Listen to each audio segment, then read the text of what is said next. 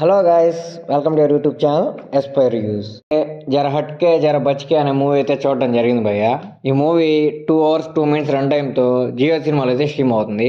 యాక్చువల్గా ఇది 2023లో హిందీలో రిలీజ్ అయిందనమాట. ఇందులో హీరోగా కత్రినా కైఫ్ గారి హస్బెండ్ విక్కీ కౌశల్ గారు అయితే యాక్ట్ చేశారు. అండ్ ఈ మూవీలో హీరోయిన్ సారా అలీ ఖాన్ అనమాట. ఇంకా ఈ మూవీ చూసాక నా ఒపీనియన్ చెప్పాలంటే ఓకే భయ్య, చూడొచ్చు మూవీ, అంతేగాని పెద్ద తోపు మూవీ ఏం కాదు. ఏదో మూవీ చూద్దాము, బోర్ కొడుతుందని చెప్పి ఈ మూవీ చూడడం స్టార్ట్ చేశాను.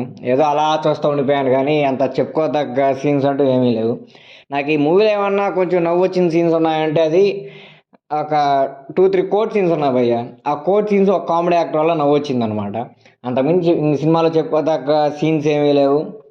అంత మంచి కామెడీ కానీ ఏమీ లేవు అసలు. మెయిన్గా అసలు నాకు తెలుగు డబ్బింగే నచ్చలేదు. హిందీలో సినిమా చాలా బాగుండిందో లేదో తెలియదు నాకైతే. తెలుగులో మాత్రం డబ్బింగ్ చాలా దారుణంగా ఉంది. అంటే మనం దాన్ని ఫీల్ కాలేకపోతున్నాం అనమాట. వాళ్ళు ఏమైతే చెప్పాలనుకుంటున్నారో ఆ భావాలని సరిగ్గా ఫీల్ కాలేకపోతున్నాం. ఆ ఎమోషన్ మనకు కనెక్ట్ కావట్లేదు. ఆ ఎమోషన్ అనేది మనకు కనెక్ట్ కానప్పుడు ఇంకా మూవీ ఎంత బాగున్నా ఏమన్నా సరే ఆ మాటలు సరిగ్గా లేకపోతే ఇంక వేస్ట్ కదా. నాకైతే మూవీ అలానే అనిపించింది.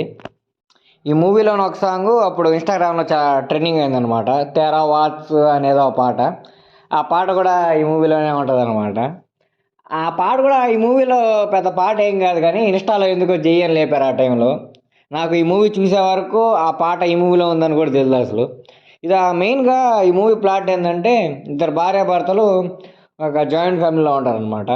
వాళ్ళు ఇంకా ఒక సొంత ఇల్లు తీసుకోవాలనుకుంటారు. ఆ సొంత ఇల్లు తీసుకోవడం కోసం వాళ్ళు ఏమేం చేశారు, వాళ్ళు ఎంత కష్టాలు పడ్డారు, ఎలా అందరు మేనేజ్ చేశారు, అది ఇది అని ఇంకా సినిమా మొత్తం చూపించారనమాట. పెద్ద సినిమా ఏం కాదు, జియో సినిమా ఏదో ఖాళీగా ఉన్నట్టుంది, అందుకే ఫ్రీగా డబ్ చేసినట్టుంది. అంతకుమించి ఏం లేదు సినిమాలో.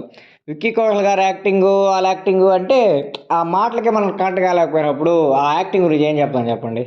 కాబట్టి పెద్ద సినిమా ఏం కాదు, చూడడానికి వాళ్ళు అయితే చూడొచ్చు. జియో సినిమాలో అయితే స్ట్రీమ్ అవుతుంది అది.